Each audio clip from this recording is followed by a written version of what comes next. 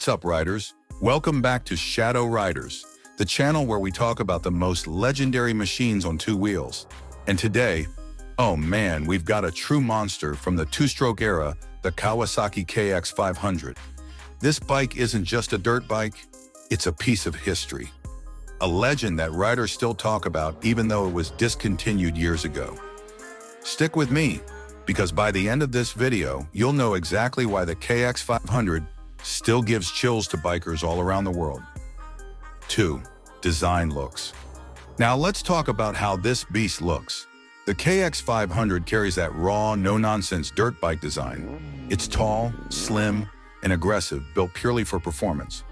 The fuel tank sits narrow so you can grip it tightly with your knees when riding off-road. The seat is long and flat, giving you enough room to shift around during high-speed racing or trail riding. Since it's a dirt-focused bike, you won't find fancy LED headlamps or digital consoles, just a pure race-ready setup.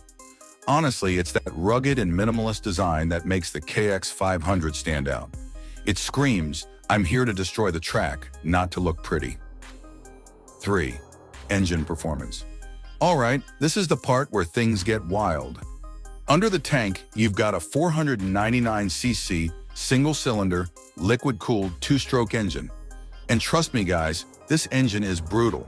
It makes around 60 to 65 horsepower with massive torque that just rips your arms out if you're not ready. The top speed?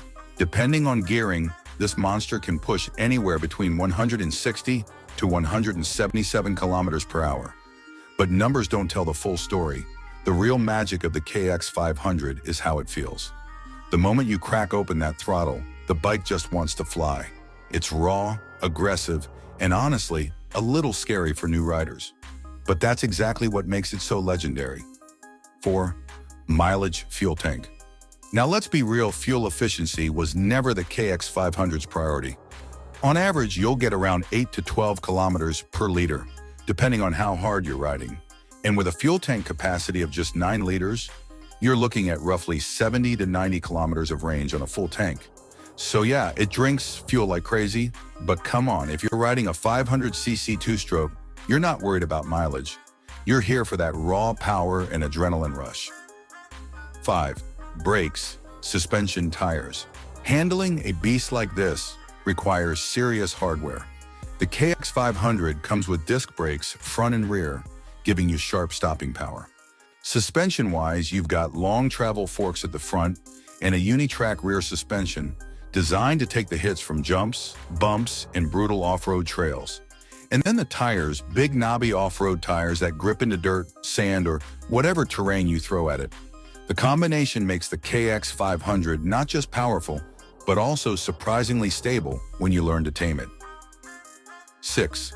Price availability. Now the big question, what's it going to cost you? Since the KX500 has been discontinued for years, you can't buy it brand new. But in the used market, depending on condition and location, prices usually range around $8,000 to $8,500 US. In some countries, it can be way higher because of rarity. Finding one in good shape isn't easy, but if you do consider it like finding treasure, these bikes are highly collectible and their value just keeps going up. 7. Final verdict. So here's my honest take. The Kawasaki KX500 isn't for everyone. It's not comfortable, it's not fuel efficient, and it definitely isn't beginner friendly.